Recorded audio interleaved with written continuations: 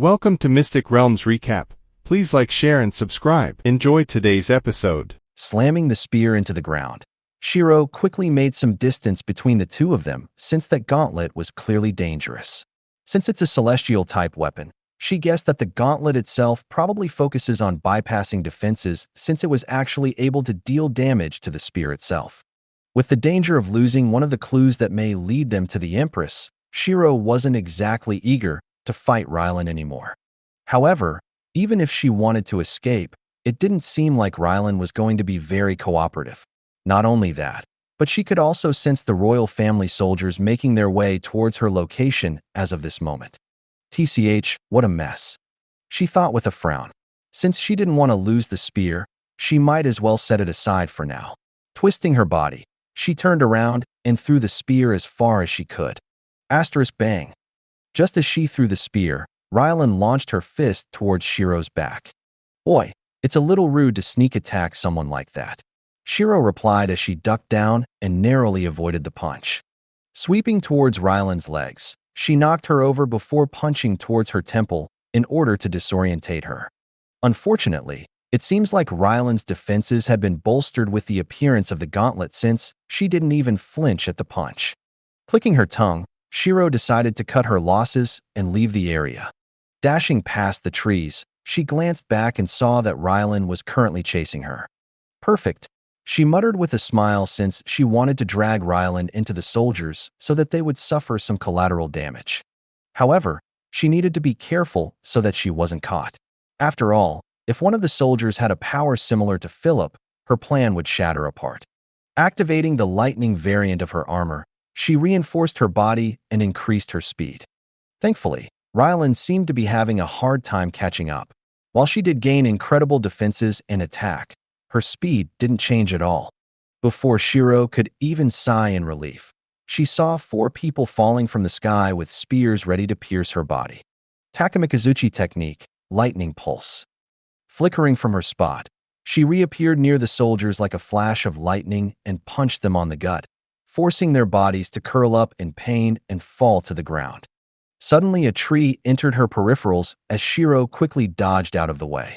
Looking behind her, she saw that Rylan had ripped the tree out of the ground and used it as a javelin. Even now, she was pulling up more trees. Damn, think about nature, okay, you crazy woman, Shiro shouted out. Landing on the ground, she shifted her armor to the forest element and slammed her palms against the ground. A magic circle expanded out as thick tree roots shot towards Rylan and started to bind her where she stood. Frowning slightly, Rylan tried to break free with brute force, but the roots stayed intact. Taking this chance to activate her portal, Shiro scrapped the idea of dealing more damage to the soldiers since she'll just be tempting fate at that point. See you next time. Shiro smiled and stuck out her tongue a little. Jumping through the portal, she disappeared from her spot. Meanwhile, a figure was watching the entire situation from the air. She had long, dark purple hair with hints of red around the edges, a pair of ruby eyes, and a rather curvy figure. She wore a dark one-piece dress that had semi-translucent veils attached around the shoulders and waist. Interesting.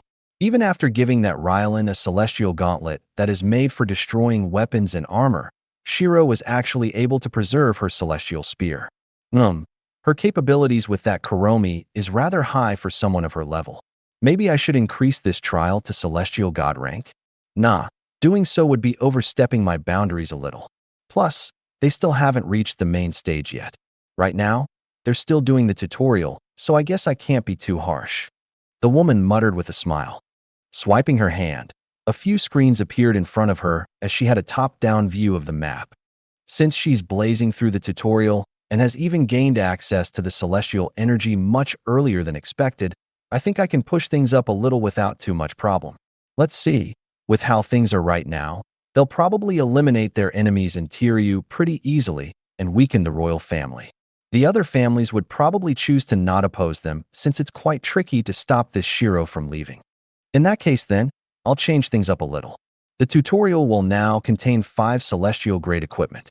Celestial Spear that can pierce most defenses, Celestial Gauntlet that can break weapons and armor, Celestial Shield that can block fatal attacks once every 3 days, Celestial Armor that massively bolsters one's defense, and celestial jewel that reduces the cost of energy per spell. With these 5, she should be able to complete the upgraded version of the main trial.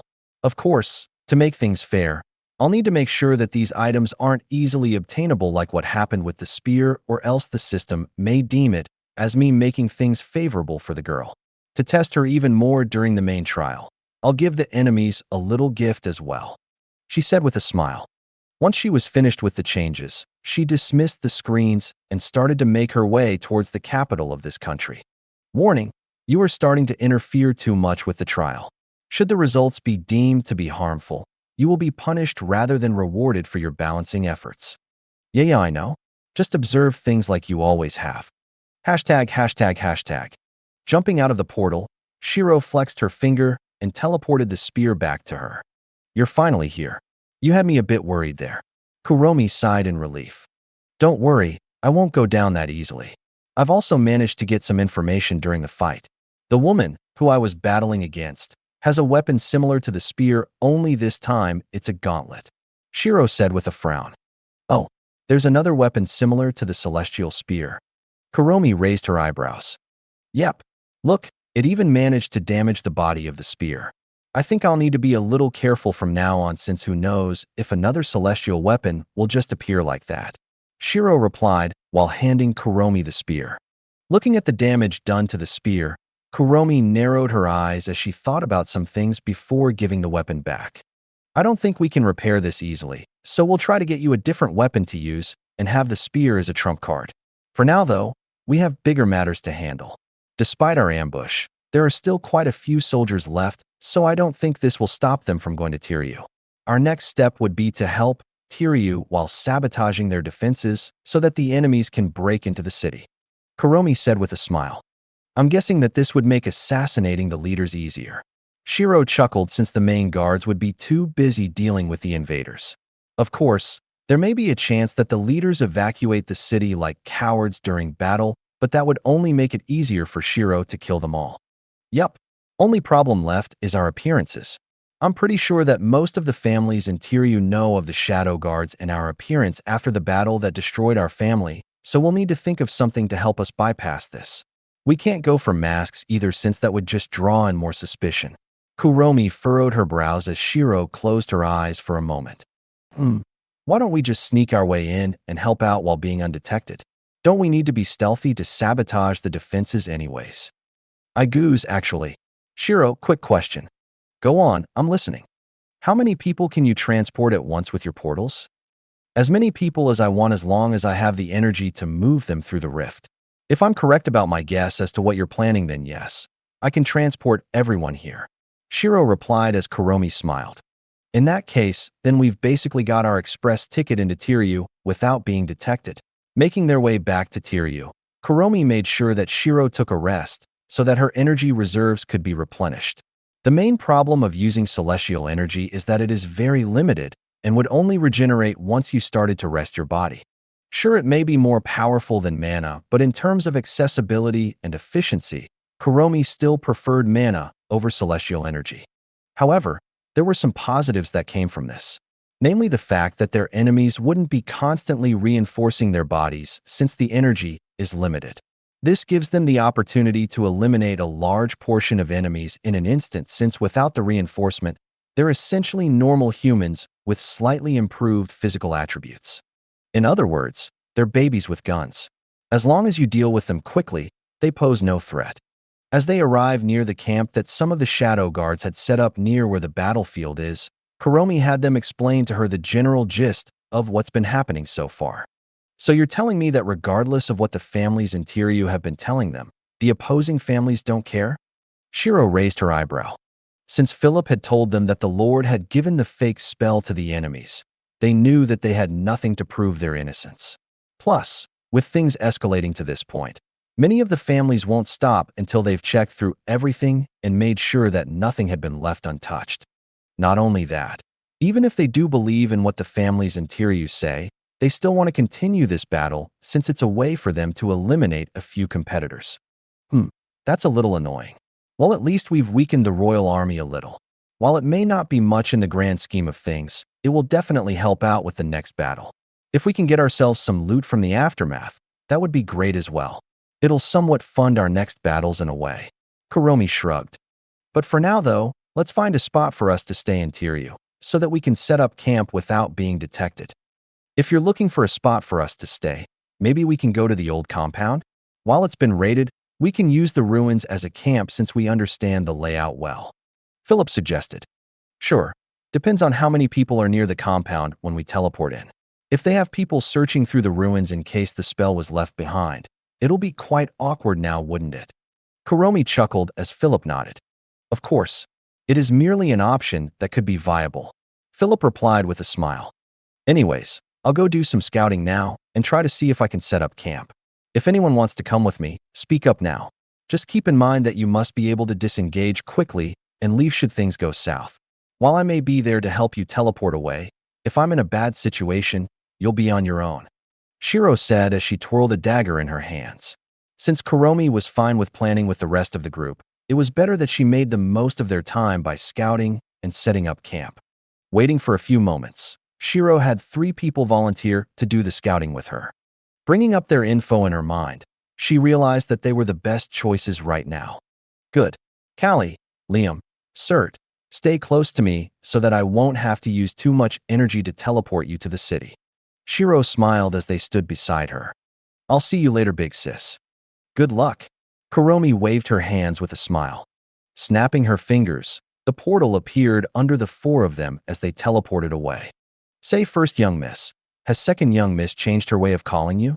I think she used to call you Kuro, right? Philip tilted his head. Well, I'd say Shiro is a bit of its son. She's embarrassed by things she's not used. Kuromi chuckled. Hashtag, hashtag, hashtag. After leaving the portal, they found themselves perched on one of the taller buildings in the city. Thankfully, they weren't noticed since the people in this city were busy with battle preparations. Right then, who here knows their way around the old compound the best? As you know, me and Big Sis don't exactly remember much of what happened. Shiro asked with a smile. Hearing this, Callie raised her hand. I know quite a bit about the compound since I was a normal maid at one point, so I've memorized the layout. Callie replied. Hey, is that so? In that case then Callie, you come with me, and we'll go to the old compound. Liam, Cert, you two try to find a relatively large space for us to use as camps in case the old compound is a bust. Make sure that it's not easily discovered, okay? Understood. They both replied. With the tasks handed out, they split up and started to search for spots that they can use. Shiro and Callie started to dash across the rooftops since that was the fastest way around. Of course, they make sure to stay in the shade or else they'll be spotted instantly. So while we're making our way there, why don't you explain the layout of the compound so that I can somewhat get an idea first? Shiro asked as Callie nodded.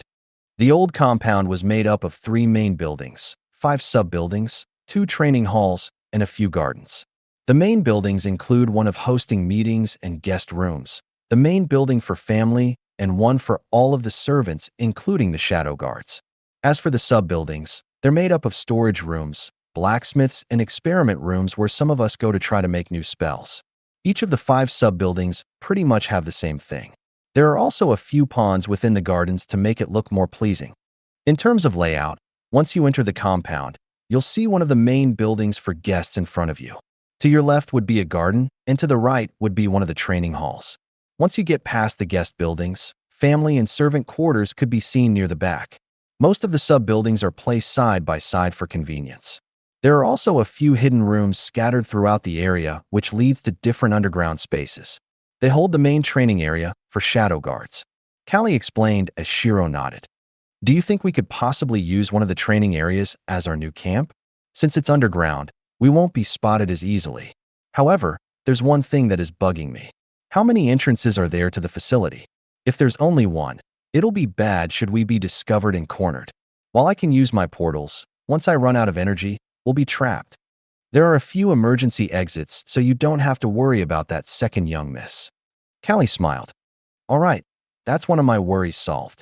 Shiro nodded as they continued their way towards the compound. During this, they were forced to take longer paths since the roofs started to provide less cover. Sneaking their way through the different alleys, Shiro took a moment to get some high ground and looked towards the compound to see if there are anyone inside. If there wasn't, she'd used this chance to teleport in with a portal. Narrowing her eyes, she could see the main buildings that Callie spoke about along with the gardens and training hall. Unfortunately, all of the buildings were destroyed to a certain extent, which masked their initial beauty. Even at this stage, Shiro could tell that the gardens would have looked quite peaceful if not for the broken mini bridges and craters scattered throughout the place. TCH, brutes, she muttered.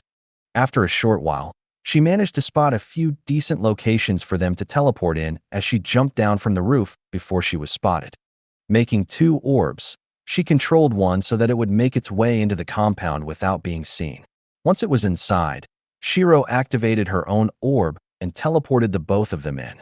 Now that they were inside the compound, it was time to look around for a good spot to set up camp. Searching through the first area of the compound, Shiro managed to find a few spots where it would be suitable for a camp. With the area being quite large, they didn't need to worry too much about being discovered as long as they stayed on guard. However, at the same time, she could also see a few marks that were fairly recent, meaning there had been people coming here for various reasons. As to why they're coming, she couldn't say for sure.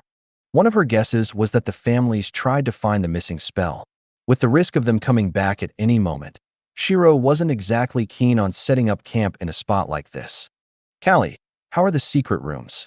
Shiro called out since Callie was responsible for checking out the rooms that the shadow guards had access to. Unfortunately, it seems like all of the hidden rooms have been discovered and raided clean. I even managed to find a few tracks in the emergency exits, so I can say for sure that the enemy knows of their existence. Callie replied with a rather annoyed sigh. Well, they did have quite a bit of time to pick this compound clean. In that case, then we should probably look elsewhere for a better camp. Are there still weapons around, or have they been taken? I want to find something to replace the spear for now. Shiro asked. I'm not too sure since I was focused on looking for the secret rooms. Perhaps we'll find something if we go to the blacksmithing areas further in. Callie suggested as Shiro nodded her head. Making their way further into the compound, all they saw was destruction. The sub-buildings that housed the blacksmithing areas had collapsed. I don't think we'll be able to get anything too worthwhile in here. Shiro furrowed her brows while moving a few of the rubble out of the way. Nodding her head, Callie agreed with her statement while looking at the destruction with sadness. She could still remember her time in this compound as if it was just yesterday. The happy faces of the servants and the young misses running around while the Lord followed behind them. It was a peaceful time, one that was free of worries like being killed by an assassin. Thinking back, Callie couldn't help but feel as though that spell the Lord developed was a two-sided blade. It was the catalyst to the family's destruction, but also the main weapon to help the young misses survive in this world today. You okay there? You're zoning out a little. Shiro called out after noticing the longing look on Callie's face. Emin? Oh, it's nothing. I was just thinking about some stuff. Anyways, I think there is one more place we can check. It's not really for a camp, but it could hold some information that's helpful for us. Callie nodded, guiding Shiro to the very back of the compound, where she and Kuromi had escaped to when the enemies attacked. She pushed aside a few of the fallen walls to reveal a cellar of sorts. Climbing down, she narrowed her eyes and saw that there were a few handprints on a few of the items in the cellar. Seems like a few people have already been here, huh? Shiro muttered while briefly scanning the room. From what she could see, most of the handprints were focused around a single area, making her believe that whoever was here must have known what to look for. This wall contains a password that only the shadow guards can open. For there to be signs of use on the hidden mechanism in recent times, it must mean that there was a traitor in the guards. No wonder the enemy realized that the Lord had completed the spell, though I do wonder if the spy has been dealt with or not. After all, it would be a real shame if that traitorous beat asterisk starred was to survive. Callie frowned before inputting the password. Asterisk KRRRR. Hearing gears turn, Shiro could see a hidden staircase being revealed in the corner. Oh, what's in this place? Shiro asked curiously. This place contains most of the information that the shadow guards have gathered along with a few books on exceptional weapons scattered throughout the country and their owners. The Lord had us collect information about these things so that we have a decent grasp of what's happening in the outside world. Callie replied while pushing open the door. Looking into the room, her heart wrenched at the sight of all the information they had gathered being reduced to ashes. Years of effort, all gone. Sighing softly, She searched through the ashes in hopes of finding the information that she needed. Seeing this, Shiro assisted her and looked through the ash. There were a few books that they managed to salvage, as there were some pages that could be read. In particular was a book about the royal family and their members.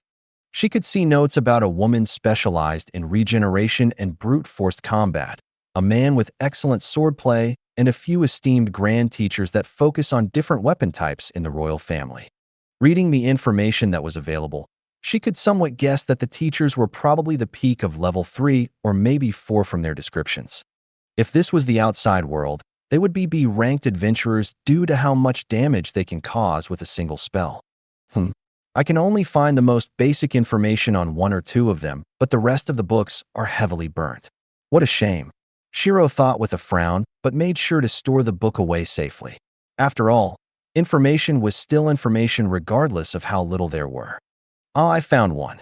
Callie called out in happiness. Pulling out a severely burnt book from the ashes, she managed to recover a few pages of information about the powerful weapons scattered around in the world. Young miss, this is a book that originally contained quite a bit of information in regard to the most powerful weapons around. While it is severely damaged, there are still small pieces of information, so first young miss may be able to make use of this. Callie said while handing Shiro the book carefully. Nodding her head, Shiro stored it away much like what she did with the first book she found. So I think that's everything? Shiro asked as she looked around some more, just in case there's anything else she missed. Amen. Let's go regroup with the others. Callie nodded. As they were leaving the compound, they saw a sudden burst of energy in the distance as lightning smashed down towards the city, destroying several buildings in the process. Furrowing her brows, Shiro nodded to Callie as they quickly dashed towards the battle so as to get a better idea of what was happening. Since most of the attention was focused on where the lightning had struck, they were able to run towards it without too much worry of being spotted. Upon arrival, Shiro saw several people being tied up and struck with lightning as people stood around the area and watched. Thankfully, she didn't spot Cert or Liam in the crowd of people being struck by lightning. Looking up in the air, she could see a person with lightning flickering in his hands as he continued to torture the people that were tied up. Listening carefully to the mutters around her, she discovered that the people who were being tied up were actually spies that one of the families had found. While everyone is focused here, let's find the others and regroup, Shiro suggested as Callie nodded her head. Quickly writing a small note that told the others to meet them at the old compound, Shiro sent them through the orb so that she could guarantee the message being passed on. Waiting back at the old compound for a short while, they soon spotted Cert and Liam making their way towards them while making sure that they weren't spotted. Gesturing for them to enter the compound, they sat down in one of the shades and started to share the information that they had gathered. So have you found a spot where we can set up camp? Shiro asked as they nodded their heads. Due to the fact that quite a lot of civilians have evacuated from the city, there are quite a few homes that are located near the outskirts of the city. I've managed to find 2 places that are quite suitable for a camp, Liam reported. And what about you, Cert? Shiro turned to Cert. I was only able to find one spot that was suitable. Cert frowned and bowed his head. That's fine. With this, we now have 3 options for us in terms of camps. While we can also make camp in the compound, it's a little risky since there are signs of recent use. Shiro replied. Anyways, show me to the spots that you have found, and I'll see which one is the best for us. Making their way through the city stealthily, Shiro examined the locations that Cert and Liam had discovered. The first one was located near one of the low-class districts, as the buildings here were very clustered together in order to fit more in a small amount of space. It featured tall buildings with small alleyways which made for a great place to hide due to the fact that it was hard to access. The narrow spacing also allows them the option of setting up traps for later use. The second location was similar, but was located closer to the heart of the city. Here, the buildings are clearly in better shape as the materials used to make them are better, fundamentally more durable. With quite a few of the civilians evacuating the city, this left quite a few of the houses here empty and made for a great location for a camp. As for the third and final location, it was actually right next to the barracks where most of the families had stationed their soldiers to protect the city walls. Liam had actually found an old building that was now used as miscellaneous storage. In addition to this, There was even a large underground area that seemed to be a training facility of sorts that was abandoned for unknown reasons. Thick layers of dust could be seen with no signs of recent use at all. While this seemed like one of the better spots due to the fact that most of the soldiers wouldn't be bothering to look near their barracks, it was also quite dangerous for the exact same reason. All three of the locations have their own risk, but I think the third one is the best in terms of efficiency. Sure, there are problems with staying next to the city guards, but great risks lead to opportunities with great rewards. If we act carefully, it is actually the best place to sabotage everything since we won't need to travel as far. Not only that, it stops the guards from just raining hell on our location since it'll damage their defenses. Shiro muttered while looking around the old building. Indeed, hence why I deemed this spot suitable for camp. However, with us being so close to the guards, we'll need to be careful of using our energy since we may be discovered. Even with the situation in our favor, we can't predict what they will do once they're in a bind. Liam reminded. Very well. In that case, the first location is probably our best bet in terms of safety. For now, we need somewhere secure, so I'll teleport them to the first location, and if we need to change places, we'll do so when everyone is here. Shiro suggested as they nodded their heads in agreement. Making their way over to the first location, Shiro closed one of her eyes and checked to see if Kuromi and the others were doing fine. Seeing that they were safe, she looked for a decently large space so that she could transport all of them here. After looking around for a while, she managed to find a decently sized living room that should be able to hold quite a few people as long as they move the furniture aside.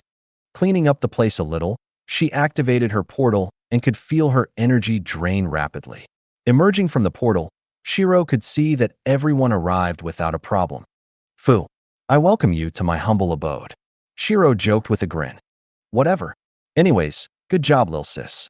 Kuromi rolled her eyes with a smile. So where are we in terms of location in this city? She asked while looking around. We're currently in one of the poorer districts. It's a little far from their defenses, but in terms of safety, this is probably one of the better locations. Shiro replied while sitting down to rest. Teleporting all of the guards to their location had taken more energy than Shiro had expected, so she wanted to take a breather. I see. In that case, then I'll have Callie take me to the other locations. I'll have a look at them and see if they're suitable for camps. In the meantime, why don't you have a quick nap to recharge some energy? It would be bad if we had to fight and you couldn't join in. Kuromi suggested with a smile. All right. Shiro nodded with a smile. While Kuromi and Callie made their way to the other locations, Shiro rested up and had Prim set up some traps around the area, specifically the alleyways since they were harder to detect. While this was all happening, the remaining soldiers of the royal family, including Rylan, finally arrived at the camps outside of Tiryu. Rylan was not exactly in the best of moods since several soldiers died for nothing, including her younger brother. While he was not the best type of person, he was still family. Glad to have you join us, princess. With this, I believe we can start the battle already. The 5 main families, or rather, for now after one was destroyed, are bunkering down in the city and most of the civilians have already evacuated. They seem to be quite insistent on keeping the spell to themselves despite all of the evidence that we have gathered. A man said as he bowed to Rylan. I see. In that case, then just send some attacks to weaken their defenses for now. On my way here, I ran into a rather despicable group of people, and I have a few concerns. If they join the battle, there will be a lot of casualties in a short period of time. Rylan frowned. Oh, are you able to describe them to me? I may be able to track them down with the help of our information gathering team. It's a young woman. I couldn't see her face since she had a mask. She had white hair and was quite adept in using a spear. As for her abilities, it seems like she can use a portal of sorts to transport people. Rylan said as she took a deep breath to calm the rage inside her. A white-haired woman, you say? And one that is talented with the spear. Understood. I'll have my people search for some information right away. The man nodded. Oh, before you do that, it seems like she's managed to procure the celestial spear that was handed to Tiryu City in order for them to hold off against the beasts from the forest. You might want to start your investigation from there. Rylan added on. Pausing for a moment, the man furrowed his brows as one person came into mind. When his spies had invaded Tiryu, they collected quite a bit of information in regards to the battle between 2 behemoths, a third party, and the Tiryu city guards. Within the third party, there had been mentions of a white-haired woman that moved like a phantom through the battlefield. She was proficient with daggers and a type of shadow magic that allowed her to teleport away on command. Nuibes, you seem to know a person? Rylan narrowed her eyes. Indeed, princess. My spies had actually obtained a bit of information from Tiryu a while ago, and it had mentions of a woman that seems to match your description. Oh, tell me everything you know, Rylan ordered. As the man explained all of the information he had gathered, Rylan's frown deepened. TCH, that portal's a problem. Is there anyone that can stop body movement in the army? If there is, I want you to form a team and have them come with me to find her. I'm sure that we'll meet again since she might be interested in the weapon I hold. Rylan commanded while glancing at the back of her arm. There was now a golden marking of sorts that resembled the symbol used by the envoy back in the capital.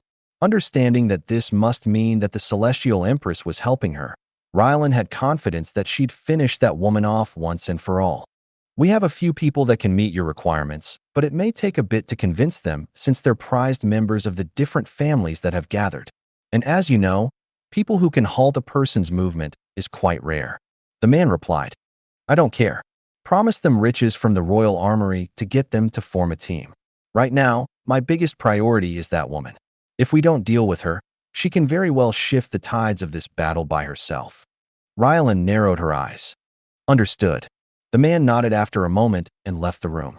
Sighing softly, Rylan closed her eyes and thought back to the fight she had with Shiro. I won't let you escape that easily this time. For the next day or so, Kuromi started to set up a system of sorts through all three of the locations that they chose as a base. She made it so that information could be passed along quite easily without being discovered, since having a large group of people in one place was quite suspicious from an outsider's point of view. If they saw quite a few people going into the same alley, they would naturally be curious about what was in that alley.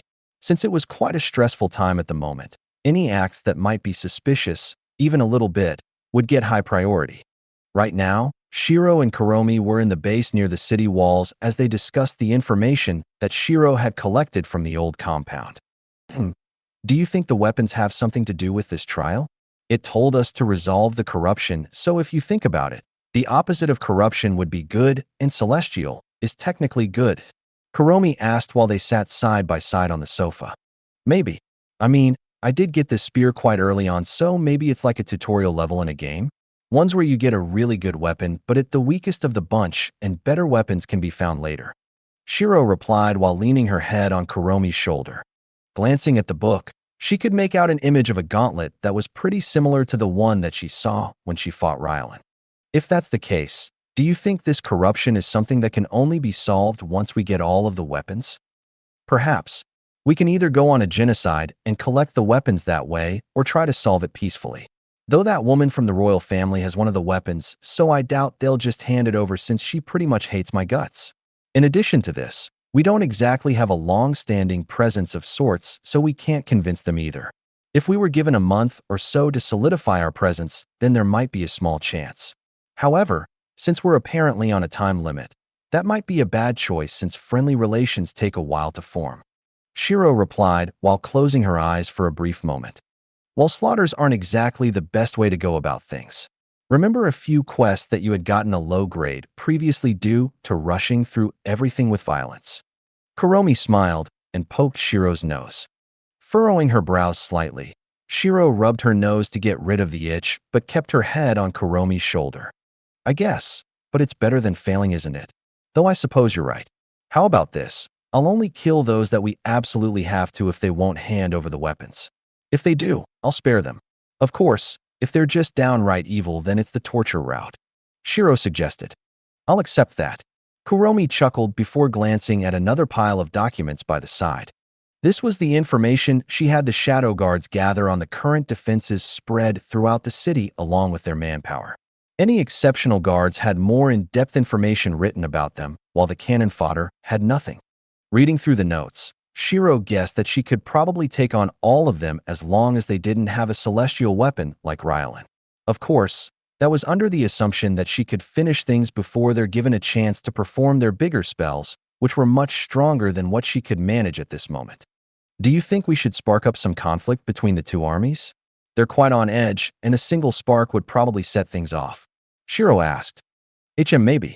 The thing is, we don't want the Tiryu guards to lose quickly since we need them to wear down the royal army. If we spark the conflict at a bad time, everything will be over in a flash. Kuromi replied while glancing out at the windows. Standing up, she looked towards the city walls and wondered to herself for a moment. However, since you mentioned the time limit not too long ago, I think we might need to stir things up ahead of schedule. Kuromi said while narrowing her eyes. If that's the case, then should I go sneak my way into the royal army and try to assassinate Rylan so that it sparks a chain reaction? Plus, I need to get her gauntlets. Shiro suggested with a smile. I want to say yes, but there are some worries. We don't know how many powerful guards they have, nor do we know their skill sets. If there happens to be a person like Philip in their army, then you would have basically delivered yourself on a platter. Kuromi shook her head. Troublesome. Indeed. Just be patient for now, and I'll think of something for you. Are you sure? I mean, you're already quite busy with trying to improve the spell, aren't you? Shiro asked with concern. It's okay, I can deal with it. Kuromi shook her head as Shiro only raised her eyebrows. Big sis, I know you think that you need to take on everything by yourself since you're the big sis, but I don't need babying, you know? Really? Because I recall that you've been babying your party quite a bit despite them being competent in their own right. After all, they did hold off against you when you were brainwashed for a short moment during one of the raids. There are very few people that can do that around your level. Kuromi chuckled while pinching Shiro's cheeks. I suppose we are the same person, so it makes sense. But both you and I know that I can handle it. Shiro replied while trying her best to talk properly. True. I mean, if you really wanted to, I can't stop you, can I? In that scenario, the only thing I can do as your big sis is to support you as much as I can. After all, this is your trial, not mine. I've already died, and it's a miracle for me to even be here. Kuromi smiled softly. Thinking about it for a moment, Shiro closed her eyes and smiled. Then what do you think is the most Shiro thing to do right now? Shiro asked. You'll invade their army before they have a chance to get more reinforcements and take the gauntlet from that woman. Yup, they say she's essentially immortal, but I know that as long as I cut her head off, she'll die. Why else was she so desperate in our last battle when I tried to stab her in the neck? Shiro grinned and hopped off the sofa. Seeing Shiro acting so excited for murder, Kuromi couldn't help but chuckle softly. If you go to the second base right now, you should be able to get one of the stronger swords that we have found in this city. You can use it as a substitute for when you fight that woman since we don't want the spear to be broken. Kuromi said as Shiro nodded. In that case, then I'll see you soon, big sis. Shiro waved her hand and left the building. Making her way to the second base, she glanced towards the city walls and saw that there was a significant increase of soldiers stationed on the top of the wall. Seems like they're getting more worried about the battle starting soon.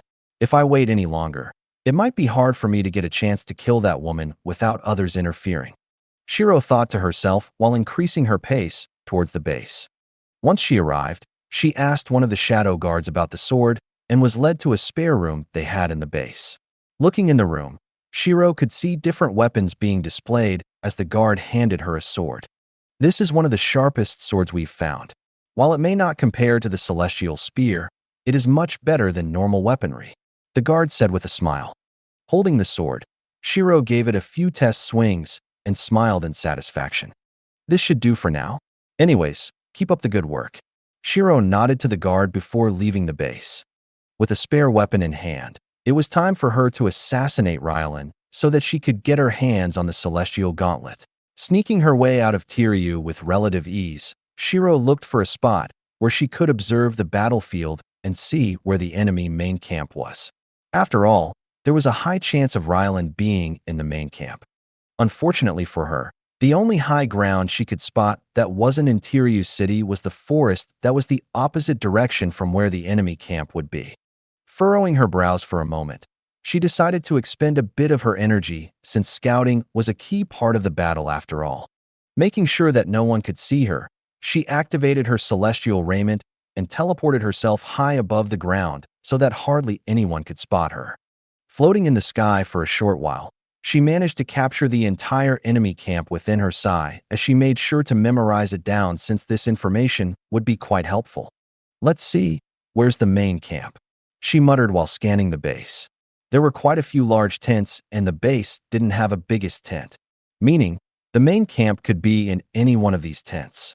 Of course, there was also the chance that Rylan wasn't in there, and she could instead be in one of the smaller ones. Taking a few moments to observe the movements in the base, she narrowed down the number of potential spots to 3 tents. With the amount of guards stationed around these tents, she could guess that they were of high priority. She could also spot a few of the tents that had quite a bit of traffic, meaning it was a public area of sorts. I can probably eavesdrop near those areas to get some information. I'll need to be careful of being spotted though, since there aren't too many blind spots I can take care of. Shiro furrowed her brows before teleporting back down to the ground. Canceling her raiment so that it wouldn't use up more energy, she started to walk towards the direction of the base. With the bird's eye view of the map ingrained into her mind, she could easily find the best spot for infiltration. Located near what seems to be the temporary kitchen, there was a small gap that she could make use of to sneak into the base. The hard part is getting to each of the tents without being seen. However, Shiro had confidence that she could do it. Even if things did go south, she could use her shadow element to quickly conceal herself or teleport out, whichever was most beneficial. Arriving at the location, she waited for a moment for a few of the soldiers to pass by before entering the base. With the map ingrained into her mind, she had also memorized some of the patrol patterns for the guards. If her estimations were correct, the next soldiers to pass by this area would take around 3 to 5 minutes. While it may not sound like much, 3 to 5 minutes was more than enough for Shiro. Sneaking inside the base, she quietly made her way to the first checkpoint that she had set up in her mind. Damn, the soldiers here really are of a higher caliber. A few of them are keeping their energy ready to be used at a moment's notice. Shiro thought with a frown. When she was scouting in Tiryu, hardly any soldiers would do this, making them easy targets. While some may say that it burns energy, they're only circulating the energy rather than using it, so none of it was wasted. Of course, not just anyone could do this, since if they lacked control, the energy would start to leak out, and it would just defeat the initial purpose. Making her way to the first eavesdrop location, Shiro crouched down near the edge of the tent and tried to pick up any useful information that could help her. Within the countless conversations happening in the tent, she could pick up a few key topics such as rewards from the royal family, a special team, and Princess Rylan. Understanding that Princess Rylan must be the person who she had fought previously, she tried to listen for more information, but unfortunately, there wasn't much passed around about her. As for the other 2 topics, it seemed like Rylan was making a special team to capture/kill a certain woman he fought on the way here. Damn, she's actually quite eager to get my head, huh? Shiro thought with a frown. She couldn't help but feel thankful that she had decided to do some scouting, or else she wouldn't have even known about this mysterious team that she was making. Apparently, the team was composed of special individuals who would halt a person's body movement so that they couldn't fight back. If she had a full team of them activate their spell on her, Shiro would literally be a fish on a cutting board. I should probably kill her and the special members as soon as I can, she thought with narrowed eyes. But before that, she'd need to find out where Rylan was, or else she couldn't kill her. Changing locations, Shiro proceeded to scout out a few other eavesdropping spots as she got a general gist of where things are. Let's see. Rylan is positioned further in the back, surrounded by guards, while the special members are not too far away from her. If I want to get to her, I'll need to deal with the guards since they are quite good at their jobs. I have no hope of entering her tent without being spotted by the guards. Shiro furrowed her brows before looking into the sky. Estimating the time to be around 2 to 3 in the afternoon, it'll take a while before night falls, so she struck assassination in the night off her list. Well, I guess I can just wing it. I'll need to deal with the guards as quickly as I can before stabbing Rylan in the throat and cutting her head off. I'll make an orb now so that I can see what's happening in the tent. Pinching her fingers together to form an orb, she made her way towards Rylan's tent before some patrols arrived at her location. Upon arrival, she saw the aforementioned tent with quite a few guards surrounding it. If she wanted to have this orb enter the tent, she'll need to make a distraction. Looking around, she saw nothing that she could use. In that case, then I might as well make one, she thought with a grin. Making another orb, she had it roll towards one of the nearby tents that had the special members and waited for a moment before detonating it. Boom. Suddenly, a void opened up as a jaw descended down from the portal and dragged the tent away. Shocked at this situation, the guards quickly rushed towards the portal with their spells ready, since it was an enemy attack. Using this confusion and that the guards were now using their celestial energy, Shiro activated her armor and hid her body in the shadows. Moving into the tent without being seen, she looked around to see if she could spot Rylan. Seeing her currently putting on her armor, Shiro narrowed her eyes with a grin. This was a perfect moment for her to assassinate Rylan, but she couldn't help but feel as though something was wrong. For an experienced warrior such as Rylan, she would know better than to not wear her armor at this time of day. Since her instincts had never failed her before, Shiro decided to wait for a moment and be patient. ####. Seems like I'm worried for nothing. Rylan thought to herself since she had decided to remove her armor and slowly put it back on when she felt the surge of celestial energy not too far away from her tent. Understanding that it might be an assassin, she deliberately created this gap so that she could kill them without too much hassle.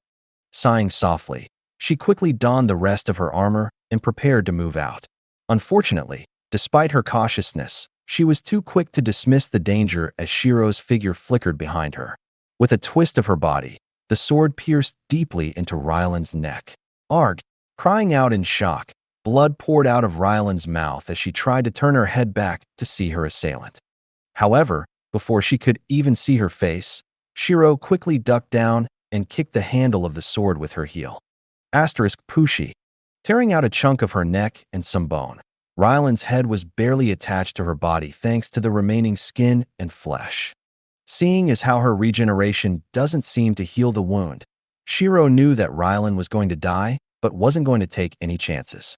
Grabbing her spear from the portal, she twisted her body and pierced her skull, ripping the head from the body. As blood dripped onto the floor, Shiro quickly grabbed Rylan's body and pulled it further into the tent. Making herself 2 orbs, she sent one of them flying out of the camp as she made sure that no one had spotted the flying object. It didn't take too long for the orb to make its way out of the base as she teleported out before anyone could enter the tent and find out what had happened. Sliding along the ground slightly, she looked back at the base and saw that a few of the soldiers seemed to be panicking. Good job I got out of there quickly, Shiro thought to herself as she looked down at Rylan's decapitated head and body. Noticing a golden marking on her hand that seemed to glow with celestial energy, Shiro traced her fingers along the marking with curiosity. Just as she did this, the marking jumped from Rylan's hand onto her own as she gritted her teeth from the searing pain she could feel. It was as if someone had grabbed a hot piece of iron and just stabbed it through her hand. Damn, the celestial gauntlets is a pain in the ass to fight against, and it's also a pain in the ass to have, she thought with a frown. Taking a deep breath, Shiro tried to ignore the pain while checking for anything else that could be useful on Rylan's corpse. Unfortunately, Rylan didn't hold much else aside from a few encoded notes. Storing them in her pocket, she was going to decode them later with Kuromi. Now then, what to do with this head of hers? Shiro muttered while swinging the head around as if it was a bola. Thinking about it for a moment, she had a great idea as it would no doubt push the battle forward. However, she'd only see the results of her idea tomorrow morning when they all see what she had done. Chuckling softly, she made her way back towards Tiryu, since her job here is now done. She wasn't going to examine the gauntlets just yet because she was a little too close to the enemy base for her liking. If they suddenly surrounded her and stopped her from leaving, she would be done for. As for Rylan's corpse, she left the headless body where she had teleported and took the head with her. On her way back to Tiryu, she noticed the pain in her hand fade as a connection of sorts was made from the gauntlets to her reservoir. Much like how her pseudo-strand acted, this connection could tap into her reservoir despite her having only one soul strand. Realizing that this meant that she could use her energy without worry of running out too quickly, as long as it was through the gauntlet, Shiro couldn't help but grin when she imagined the kind of chaos she could create with this kind of power. I'll do some testing with this gauntlet before the battle if I can. It would be quite awkward if I didn't know how to use this weapon once the fighting begins, Shiro thought to herself as she increased her speed. Once she arrived at Tiryu, she sneaked past the guards and entered the base closest to the wall. I'm home, Shiro called out with a grin as Kuromi popped her head out from the corner. Welcome back. Considering your tone of voice, I'd say the mission was pretty successful. Kuromi smiled. Yup, I've also brought a souvenir. Shiro grinned while pointing at the severed head. Peachy, any reason as to why you've brought it back? Kuromi asked. Basically, I'm thinking of hanging this head just outside the main gates once night settles. When morning arrives, *T will go down. Shiro replied with a grin. I see. Delightful. Setting that aside for now, I can assume you've also retrieved the celestial gauntlets since you've killed her, right? Sure did. I haven't brought the gauntlets out yet since I don't know how to do that. All I know is that it has something to do with this tattoo of sorts that I now have on the back of my hand. Shiro replied while showing Kuromi the mark. Taking a moment to examine the mark, Kuromi couldn't help but raise her eyebrow and ask Shiro about what she felt. Taking a moment to explain everything she knew, Shiro waited for Kuromi's response. If that's the case, then things should work normally if you activate celestial raiment with the gauntlets acting as the pseudo-strand. With this, I think your energy consumption would return back to normal. Kuromi smiled. Yup, and you know what that means. Shiro grinned. Yes, I do. You can fight to your heart's content without worrying about running out of energy too soon. Kuromi chuckled. Bingo. But to do that, you'll need to make sure that you can actually use the gauntlet. So, before night falls and you go off and hang the head on the wall, we'll do some experiments to see how you would use the gauntlet. Kuromi suggested as she brought out a brand new notepad. Damn, you've managed to get another one already? How many have you gone through now? Shiro raised her eyebrow. I think I've gone through 20 notepads or so. I haven't really been keeping track. If you need to know though, I can count them for you now and tell you how many I've filled up. Kuromi replied. No, that's fine. I was just curious. Shiro shook her head. For the next few hours, they experimented on trying to activate the gauntlet. Much like the celestial spear, the gauntlets needed to be charged. Thankfully, the gauntlets weren't damaged, so this should have been an easy step. Unfortunately, it would actually take triple the amount of energy to activate her celestial raiment through the gauntlets since it needed her energy to materialize itself. The moment she activates her celestial raiment, it'll take all the energy from the gauntlets and forces it to deactivate. And with it being the one to activate her armor, it cancels each other out. Realizing that this meant she could only pick one or the other and not both at the same time, Shiro couldn't help but sigh in disappointment. Well, we have only just begun our experiments. I'm sure that if you give me a few days, I can probably find a way for you to use your armor with the gauntlets at the same time while making sure the energy cost is low. Kuromi comforted after seeing Shiro acting down. It's fine. I can probably vent my frustrations in tomorrow's battle when I punch my fist through someone's cranium with the gauntlet. Shiro shrugged. Grim. But when were you not grim? Kuromi chuckled. Very true. Anyways, it's pretty late now, so I think it's a perfect chance for me to hang this head on the city wall now. Shiro smiled while gesturing to the head sitting on the table. I know you probably know already, but be careful to not be spotted and don't force it if things are unfavorable. Well, I suppose it's nice to hear you say it as well. I'll be right back. Shiro waved her hand slightly before taking the head. Take care. Leaving the base, Shiro started to sneak towards the main gates while vision was low in the dead of night. Making sure that she avoided the patrols carefully, she soon arrived at the city walls. Right then, I'll probably need to make sure that I hide the head on the wall until sunrise since there's a chance that they spot it too early.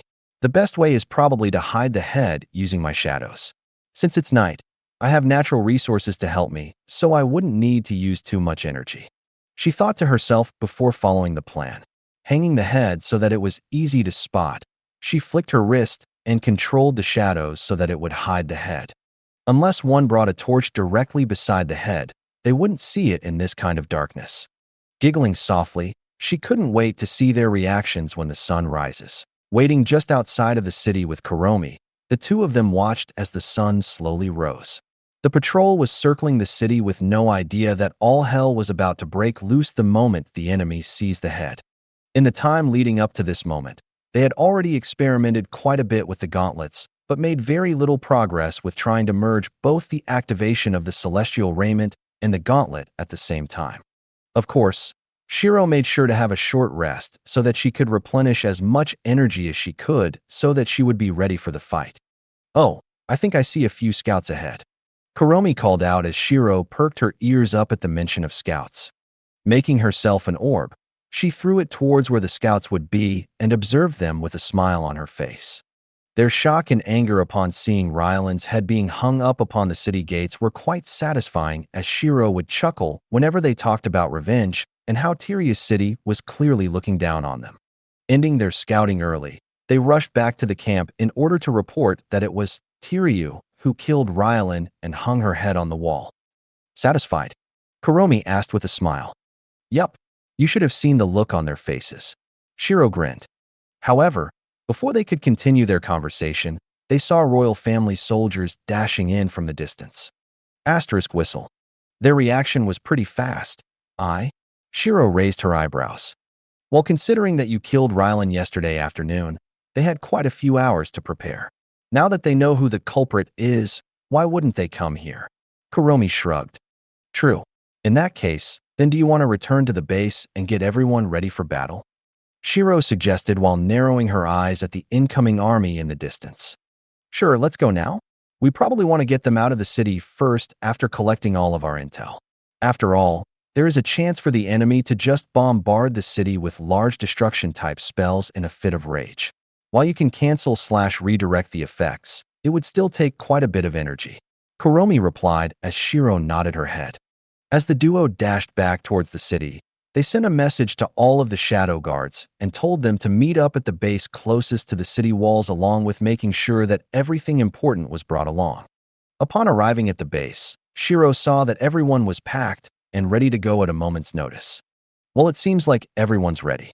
In that case, then I'll spare you the long talk. Let's go make a secondary camp not too far from the battle. Once the fighting starts, we'll go in and take a few lives. It doesn't matter which side we kill since it's beneficial to us regardless, Kuromi said with a smile.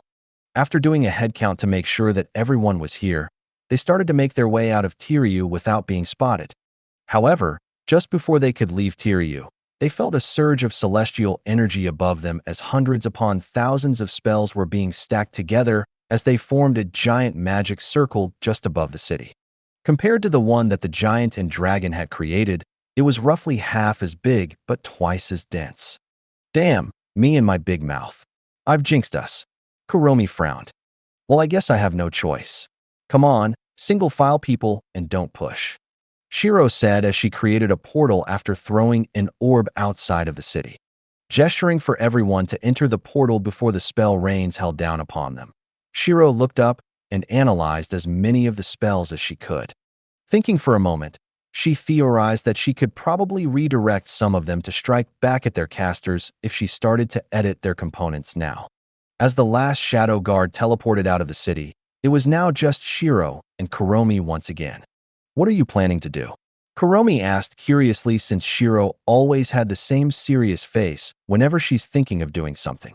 After spending a bit of time with Shiro in this quest, Kuromi had become more perceptive of what Shiro could be doing. Oh, I was just thinking about how I can redirect a lot of the spells back to their owners if I started my edit now. Shiro replied. Hey, in that case, then why don't you tell me how you do it, and I'll assist you. Kuromi smiled. Oh sure, that would actually make my life easier. Shiro nodded. Quickly explaining the concept behind the act of editing a magic circle, Shiro prepared a simple one for Kuromi to practice on while she edits the deadly, I want to kill you magic circles that hung above their heads. Raising up her hand, she started to shift the components around as spells were deconstructed and reconstructed with minimal energy use. Glancing at Shiro while she was practicing, Kuromi could clearly tell that Shiro was talented in this aspect. Despite being a Tier 6 legend back in her old life, she wasn't one to be constructing spells since she used her nanobots to make weapons. Canceling spells, on the other hand, seems to be what she's good at. I suppose a Tier 5 mage would be quite a handful to fight against if you have nothing to stop them from casting their huge spells. Kuromi thought to herself. It wasn't too surprising that she was better than Shiro in terms of being a mage, but overall, Shiro still takes the top spot. After a few noticeably short moments, she could already feel that some of the spells were about to fire, so she decided to cut her losses and stop here. Let's leave, any longer, and it'll be a bit risky," Shiro suggested as Kuromi nodded her head. With the short amount of practice she had, Kuromi guessed that she was around 10% done with learning the concept of editing magic circles. Teleporting out of the city, they sat on the tree and watched as panic flooded the city walls. "So Shiro, I've been meaning to ask, if you're so good at recognizing spells and editing them, how come you're not as good at being a mage?" Kuromi asked. "Well, it's kind of like languages. Sure, you may understand what they're saying and how to speak it yourself. It doesn't mean you're able to use the language effectively to the best degree. Think of it like big words. A Tier 1 mage uses words like big while a Tier 5 mage uses words like humongous," Shiro explained as Kuromi nodded her head. "An interesting explanation, but it does make sense. I suppose in one sense, you're reading a book whenever you look at a spell. You take a paragraph out and change its structure for a different meaning whenever you edit the spell. Bingo. Asterisk, boom." Just as she said bingo, the spells flared up with an ominous light as hellfire descended down upon the city. A shockwave exploded out from the initial impact, forcing Shiro to hold on to Kuromi so that she didn't fall out of the tree. "I said bingo to Kuromi, not you," Shiro retorted out to the spell since it was a little annoyed that her conversation was cut short by the explosion. Due to her interference with the spell, a few of them flew towards the enemy army and caused quite a bit of casualties on their side. Once the spell started to end, they could see the destruction it had caused.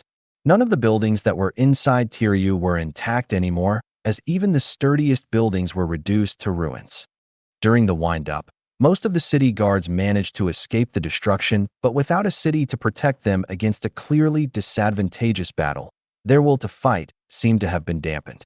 Of course, it wasn't their plan to fight against a country, but with how the events played out, they had no choice in this matter. "Welp, seems like it's time. Remember, kill as many as you can, but make sure you survive since that's the most important thing to me," Shiro called out as the guards nodded their heads. Readying her spear, Shiro activated her celestial raiment and charged up one of the strongest attacks she could do. The moment she throws this spear, they were going to wreak some havoc on the battlefield. What the F***CK? Looking at the scene on the screen right now, the Celestial Empress couldn't help but massage her eyes. With Shiro's skill set, she was able not only take the gauntlets away without even fighting, but she was also able to influence the battlefield in such a substantial way. While the royal army had quite a few people that could freeze the area around them, they weren't able to do much when Shiro couldn't even be seen.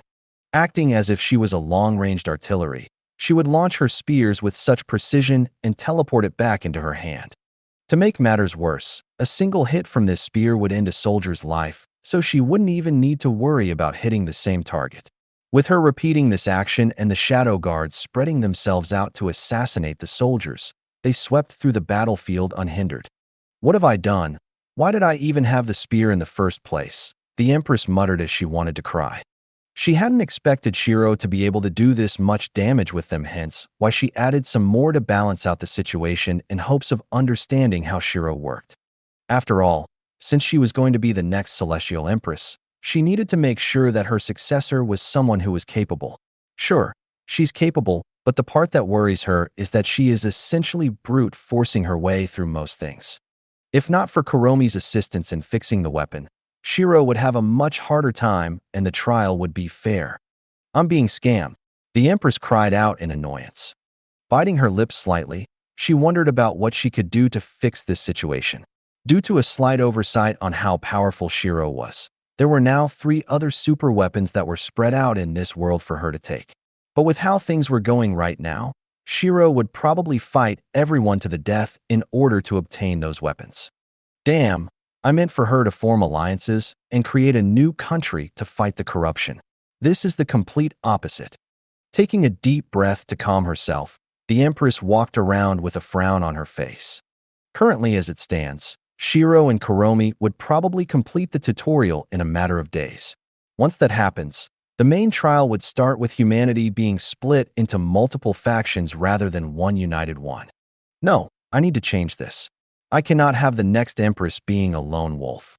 She frowned before checking what kind of action she could take. With how things are right now, there was only so much she could do after adding celestial weapons in hopes of having Shiro band together with the other humans. However, since she was clearly not going to go down that route, she'd have to get the rest of the weapon bearers to arrive at the battlefield in order to cause some havoc. While the difficulty may spike up, it shortens the amount of time she would need so it would balance out in the system's eyes. Swiping at her screen, she placed a few of the weapon holders near the battlefield and hoped that this would put some senses into Shiro. After she finished locating the weapon holders, she turned to the system. Request for in-depth analysis. Shiro is getting help from another entity, which results in the trial difficulty being easier than what it should be. Request denied. Entity, Shiro, and entity, Kuromi, are one and the same. What Kuromi can do, Shiro can also do. It's not a matter of how, only when. Your privilege is not high enough to know more information. Huh? Not high enough? The Empress raised her eyebrows in confusion. Requesting for as much information as allowed for entity, Shiro, and entity, Kuromi. Request denied. After the stunt of the entity, Indri Lumiere/53rd inheritor of the class, Light Goddess, the admin has decided to place a Tier 10 restriction on all information that includes entity, Shiro, and entity, Kuromi. As the operator of this trial, you are to be careful of how much you interfere. The admin is watching closely. Taking a sharp breath, the Empress couldn't believe that Shiro's existence was one that warranted the observation of the admin. Plus, for the admin to be watching closely, it could only mean that Shiro played a big part in the world's development. Damn, what the hell? I just want to find a suitable successor, okay? Why the hell did I poke a hornet's nest? The Empress frowned as she paused for a moment to gather her thoughts. With how things are right now, the best way to do things is to understand this girl better through interacting with her rather than through the system. Since she's the inheritor, I'll need to talk to her at some point anyway. I'll force the tutorial into one stage so that I can force her growth. Once she passes this stage, I can then give her the quest to complete the main goal of the trial. That way, I also have time to talk to her. The Empress threw to herself as she smiled in satisfaction. Dismissing the screens, she disappeared from her spot. ####. Phew, how many kills is that now? I've kinda lost track. Shiro asked as she twirled her spear. I'd say you've done quite a bit to the army. Lost count when the area of effect attacks hit. Kuromi replied with a shrug. Right now, the situation was quite hectic with skirmishes happening everywhere. The Tiryu city guards didn't have a base to camp at while the royal army had Shiro and the shadow guards thin out their numbers. There were a few guards that tried to take out Shiro, but Kuromi dealt with them swiftly before they could even bother her precious little sister. Let's see. If we leave things as they are, the battle should end in another hour or so with the royal army winning despite our interference. Each of their soldiers are stronger and more combat ready when compared to the Tiryu city guards. But if we really wanted to, I suppose we can have Tiryu win, but I'm not too sure about what kind of consequences that would bring us. Kuromi said while glancing towards the battlefield. In that case, then why don't we amend? Furrowing her brows, Shiro could feel a surge of celestial energy charging towards the battlefield.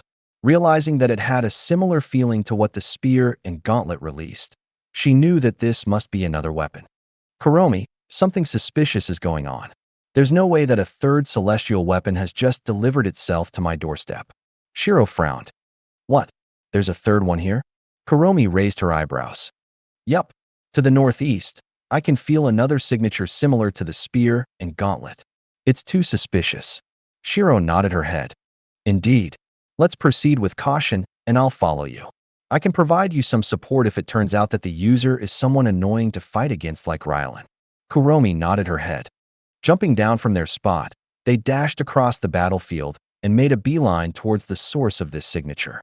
The closer they got to the source, the more chaos they could see. Spells were being thrown left and right, as they seemed to be from the same person. Not only that, now that they're closer to the source, Shiro noticed that there seemed to be two similar signatures. The F***CK? There's another? When the hell did celestial weapons become as common as the vegetables you find in a goddamn market? Shiro questioned in annoyance. Kuromi stayed silent since there wasn't much she could say about this situation since her thoughts were the same. Upon arriving at where the fight was happening, Shiro spotted the two items. One was a jewel of sorts, and the other was a shield. The user of the jewel seemed to be in a jubilant mood as he relentlessly attacked the one with the shield. Hand over that shield. he demanded while throwing another spell that was parried off to the side. I refuse. A madman like you do not deserve this shield. Kuromi. Shiro turned to Kuromi, who only nodded. Go on. You can do whatever you want, and Big Sis here will support you. Kuromi chuckled. Right. In that case. Shiro trailed off as she launched her body into the air and held the spear in a reverse grip so that it was easier to throw. Give me. Let me borrow your items. Seeing the strange girl requesting to borrow their celestial items, the duo quickly made some space between them and readied their spells and attacks warily. Who are you? The man with the shield asked with a frown. Oh, no one important. Just know that the only thing we have in common is that you have a shield that I want and he has a jewel that I want. Shiro grinned while landed not too far from the both of them. Hearing that she wanted to take the celestial shield and the jewel that the other person had, the man furrowed his brows and stood on guard. Seems like you don't want to cooperate. Shiro tilted her head while slashing apart a fireball that appeared above her with the spear. You there, with the jewel. Since you've tried to harm me with the intent to kill, are you ready to take the treatment from me? Shiro asked with a grin. Take a better look at your feet. The man sneered as Shiro raised her eyebrows. Looking down, she could see the faint outline of a spell circle that was about to activate. Now, I would applaud you for making such a stealthy spell. However, doesn't you announcing it defeat its entire purpose, you dip **T? Shiro sighed as she stabbed her spear into the ground. Ping. Shattering the spell in an instant, the man widened his eyes in surprise. Huh. You see, spells with long times to cast aren't effective against me. Shiro chuckled as she disappeared from her spot. Reappearing behind the man with the jewel, she twirled her spear and tried to stab him in the head. However, before the spear could hit, a barrier appeared and deflected her spear off to the side. I thought you were enemies with this guy here. Shiro asked as she glanced towards the man with the shield. Yes, I am. But compared to him getting the celestial items, I feel as though you are much worse. The destruction that you would bring is many times bigger than the threat of this man. He replied. Interesting. In that case, then tell me your name. Why would you need my name? So that I know whose grave I need to prepare. Shiro chuckled darkly as she dashed towards him. Pivoting on her foot, she threw the spear towards him as fire flickered on the spear tip. Widening his eyes, he quickly raised his shield and parried the spear. Bang. Shocked at the impact of the spear, he could feel his shield wavering for a short moment before stabilizing. Just as he looked up, he saw Shiro with her fist pulled back. Her eyes seemed to glow with a red hue as a pair of gauntlets materialized. Danger overwhelmed his senses as he knew that he had to get out of the way. There was absolutely no benefit in trying to block or parry that fist. Bang. Crack. Quickly rolling to the side, he watched as the gauntlets smashed the ground into pieces. Before she could continue for a second attack, earthen spears shot out of the ground and pierced towards her. So it's become a 2 versus 1. I'll take it as a high-quality warm-up then. Shiro laughed, canceling out the gauntlets and activating her celestial raiment in one quick movement. She stomped down as the void opened up beneath her and swallowed the earthen spears. Damn, she's a freak. Oi, shield *TCH. Want to team up and take her down? The man shouted out. My name is Egan, not shield *TCH, and yes, I agree with teaming up. Between you and her, I'd much rather you have the items and not her. Egan nodded his head. While this was all happening, Shiro only looked at the two with a smile. In that short exchange, she could tell that neither of the two had anything that could really threaten her. The mage couldn't use large spells since she'll just cancel them out, while Egan didn't have any skills other than trying to block or parry an attack. Of course, that wasn't to say that she'd go easy on them. Nope, the exact opposite. Since she understood that they didn't pose a threat, she'll crush them and have them hand over their items peacefully. If that wasn't possible, then she'll go the murder route. Shiro, do you need help? Or should I allow you to have your fun a little longer? Kuromi called out from behind the two men. Shocked at the sudden appearance of another woman behind them, Egan quickly slammed his shield back. *KRRR. Brushing the shield aside, Kuromi froze his arm to an ice pillar extending out of the ground while the mage tried to attack her with a fire spell. Unfortunately for him, the fire was consumed by a void that opened up between the two of them. Boy, are you trying to harm my big sis in front of me? Shiro narrowed her eyes with a smile. Well, considering how well you're countering these guys, I doubt I'll need to give you a helping hand. Kuromi smiled as Shiro nodded. Nope, I got this in the bag. Of course, if either of these guys want to just give me the item straight away, I'll allow them to live. Never. I'll fight to me last breath if I have T-dash. Asterisk Poochie. Before Egan could finish his sentence, a spear pierced towards his head as a luminescent barrier shielded him from his death. Ho. Seems like that's the ability of that shield. Shiro narrowed her eyes after seeing the barrier, while Egan couldn't help but sweat at the fact that she could decide to kill him so easily. Well, I can spend a bit more time to deal with you later since you're still frozen in big sis ice.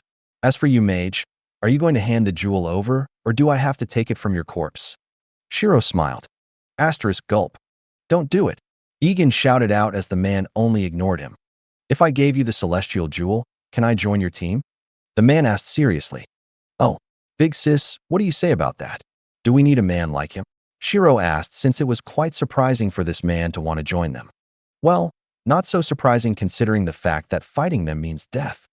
I don't think we do. The guards are already good as they are, and we don't need someone like him in the group. Kuromi shook her head. Welp, you heard her. Give me the jewel, and we'll let you live.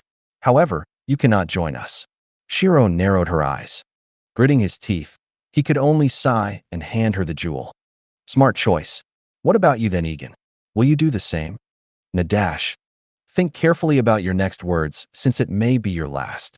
I'm being quite tolerant here since I'm allowing the both of you to live. Shiro warned as her spear aimed towards his head once more. Pausing for a moment, Egan sighed and nodded his head slowly. Good. Taking the shield, Shiro opened up a portal underneath the two of them and teleported them away from the battlefield. That's quite nice of you. Kuromi smiled. Well, you did say to try to take them peacefully if I can. It wasn't the most peaceful thing I can do, but at least they lived. Shiro replied. True. But at the same time, if not for the shield, you would have killed both Egan and that mage sooner. Kuromi laughed. Cough. I don't understand what you mean. Shiro acted while glancing at the jewel and the shield. Now that she had 4 celestial-type weapons, her power in this trial was increasing by the minute. The only problem was her energy level, but hopefully, that could be solved soon or else she wouldn't be able to use all of the weapons with maximum efficiency. Anyways, I think we should get out of here. Things are starting to slow down since the Tiryu city guards are starting to surrender. Kuromi suggested while glancing around them. All right, I'll teleport us out now. Shiro nodded and created an orb. Activating the portal, they disappeared from the battlefield.